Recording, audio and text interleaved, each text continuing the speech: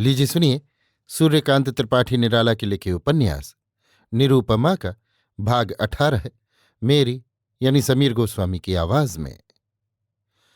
रामचंद्र मलिकवा की माँ और अपनी माँ को लेकर कुमार लखनऊ चला गया। गांव में किसी से मिला भी नहीं। पहले से वो इसी धातु का बना हुआ है। किसी की समझ पर दबाव डाले उसका ऐसा स्वभाव नहीं। जब परीक्षाएं पास की और एक सुंदरी कन्या के धनी पिता भावी जामाता की कानपुर की इमारतें और विश्वविद्यालय की सर्वश्रेष्ठ पदवी देखकर उसके पिता के पास आए और कन्या के साथ दान में यथेष्ट धन देकर उन्हें प्रसन्न करने के लिए कहा, पिता विवाह के पक्ष में हो गए। माता की आंखों में अदृश्य बहू का मुख कुछ कुछ दृश्य हो चला। विवाह के लिए वे ललचा उठी। उसने किसी की समझ पर नासमझी नहीं की, सीधे विलायत की तरफ देखा। विलायत का नाम सुनकर कन्या के पिता खिंचे। वे ऐसे न थे जो धन देकर धर्म भी देते। विलायत से लौटकर भारत के बृहत्तर समाज पर जो कल्पनाएं उसने की थी, जाति निर्माण का जो नक्शा खींचा था, इस पद दलित धारा पर उसकी सहानुभूति की धारा जिस वेग से बहती थी, जिस सहृदयता से वो शिक्षित मात्र को देखता था, वे सब जीविकार्जन के क्षेत्र पर उसके पदार्पण करते ही संकुचित होकर सूख कर अपने ही सूक्ष्म तत्व में विलीन हो गई। पर उसने किसी की समझ पर नासमझी नहीं की। चुपचाप एक पेशा इख्तियार कर लिया जहां किसी को धोखा खाने की बात न थी। बीच रास्ते पर उसका व्यवसाय लोग स्पष्ट रूप से देख सकते थे। जब मां की चिट्ठी मिली कि गांव में रहना दुश्वार है, शायद लोग जमींदार पर दबाव डाल रहे हैं कि कुएं से पानी भरने न दिया जाए, तब ऊंची ऊंची किताब और ऊंचे ऊंचे मनुष्यों के व्यवहार की इस जानकारी ने तुच्छ जमींदार और गांव वालों के उस विरोध को उनकी स्थिति के अनुकूल हुआ जानकर उनके खिलाफ एक शब्द नहीं कहा। चुपचाप गांव वालों को अपने साथ ले आया, ये समझकर कि जूते की पालिश रोटियों का सवाल अच्छी तरह हल कर लेती है और उसकी माँ जैसी मार्जित है, उनके विचारों को कोबरा की स्याही न लगेगी। रामचंद्र के अभी अपने विचार कुछ नहीं, भविष्य में उनकी अधिक पुष्टि की आशा है। केवल मलिकवा की माँ की चिंता हुई कि कहीं उसकी समझ कुंद न हो जाए। उसे गांव में कष्ट था, विशेष काम कर नहीं सकती थी। उसका लड़का जब पक्ष लिए हुए मरा तब पक्ष छोड़ना ठीक नहीं। इस विचार से माँ बराबर उसे खाने पीने को देती रही। चलते समय बुलाकर कहकर रोकर उसके आग्रह करने पर साथ लेकर आई। तब उसकी समझ को धक्का न लगे, इस विचार से उसने रामचंद्र से मजाक में कहा, ब्रश और ब्राको की वस्तु का अगर तू निर्देश न करेगा तो मलिकवा की माँ इस जिंदगी में न समझ पाएगी कि मैं क्या करता हूं। कहकर दूसरे दिन अपने जीविकार्जन के महास्त्र लेकर बाहर निकला। लखनऊ में कुमार अब तक काफी प्रसिद्ध हो चुका है। हैट कोट पहनकर रास्ते पर बैठकर जूता पालिश करने वाला मामूली आदमी नहीं, फर्राटे से अंग्रेजी बोलता है।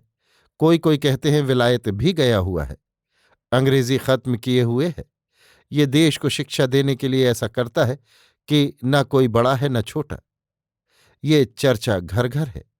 चमार जिस रास्ते से वो निकलता है, चौकन्ने होकर देखते हैं। चमार 4 पैसे लेते थे, वो 1 पैसा लेता है। बाजार तब से गिर गया है।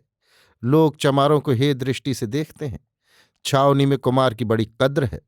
गोरे बड़ी प्रीत से उसे काम देते हैं, उसकी बातें सुनते हैं, एक दूसरे को देखकर मुस्कुराते हैं, उसकी इज्जत करते हैं।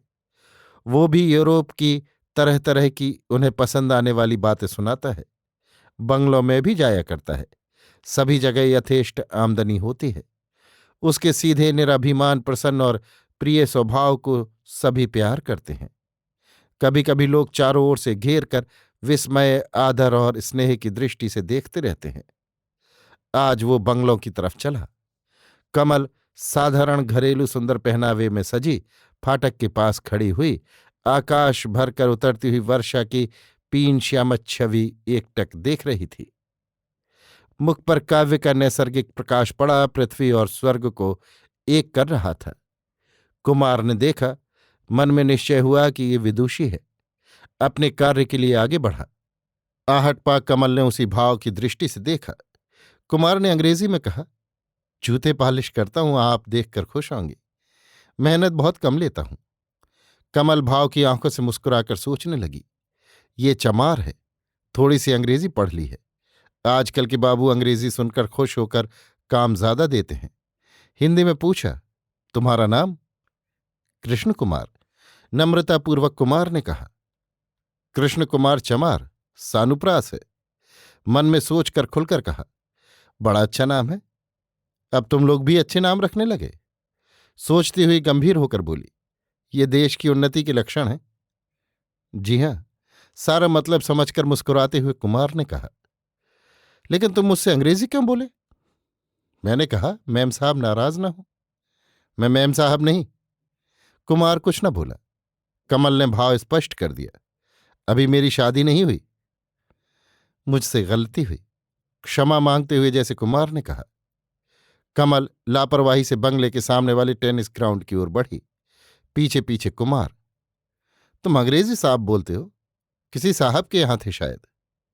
कुमार को बड़ा बुरा लगा, पर प्रश्नकर्त्री का अनुमान व्यर्थ नहीं, सोचकर कहा, नहीं, मैंने पढ़ी है। इसे स्पर्धा समझकर बीए फाइनल की विद्यार्थिनी कमल ने दबाने के भाव से कुछ तिरछे देखते हुए उंगली जरा ऊपर को उठाकर पूछा, वो क्या है? काम की तलाश में आकर परीक्षा देते हुए कुमार को बुरा लगा, जैसे कोई बच्चे से पूछ रहा हो। पुनः वो चमार है, इसलिए बड़ी सभी बातें उसके लिए अनावश्यक अप्रत्याशित सी हो रही हैं। व्यक्ति होकर वो पद और मर्यादा में बड़ा नहीं तो बराबर है, पर ये विचार भी नहीं रहा। नहीं तो उंगली उठाकर इस तरह प्रश्न करने का क्या अर्थ? सोचकर यथाभ्यास क्षोभ को दबाकर कहा, बादल। हाँ, इस पर 5 मिनट जरा अंग्रेजी में बोलो। प्रश्नकर्त्री की गंभीर मुद्रा वैषम्य की दृष्टि से देखता हुआ कुमार बोला, आए थे हरिभजन को, ऑटल लगे कपास हो रहा है। नहीं, मैं तुमसे हरिभजन ही कराना चाहती हूं, इसलिए कहती हूं। लेकिन पारिश्रमिक तो कपास ओटने से ही मिलेगा। ऐसी कोई बात नहीं है। तो इसका तो बहुत ज्यादा पारिश्रमिक होगा। जब तुम पास होगे तो कितना पारिश्रमिक मिलेगा? अगर मैं पास हुआ हूं, मैं सबसे आगे रहा। कुमार ने मुस्कुराते हुए कहा। कमल चौंक कर देखने लगी। कहा, तुम जितनी आशा करते हो उतना मुझे संदेह है, पर 200 रुपये समझ लो। कुमार प्रसन्न हो गया, बोला, संदेह ठीक है, पर भ्रम सभी को होता है। अच्छा, आपका आदर्श किस कोटि का होगा? अच्छी अंग्रेजी का आदर्श तुम्हें मालूम होगा तो मुझे समझने में दिक्कत न होगी। तुम सीधी कहो या सजी हुई? विषय तो सजी हुई का ही है। मैं ये और पूछता हूं कि आपके विषय पर अंग्रेजी के कवियों का कहना और उसका हवाला सुनाऊं या अपनी तरफ से कहूं? अवश्य आप बादल पर वैज्ञानिक व्याख्या नहीं सुनना चाहती? कमल को जैसे कुछ होश हुआ, पूछा, तुमने कहाँ तक पढ़ी है अंग्रेजी? मैं लंदन विश्वविद्यालय से डी.लिट हूं, अंग्रेजी साहित्य का। कुमार का पौरुष न छिप सका। कमल लज्जित हो गई, नम्र हंसती हुई बोली, तो आपने ये कैसा स्वांग रच रखा है? ये स्वांग नहीं, ये मेरे साथ भारत का सच्चा रूप है।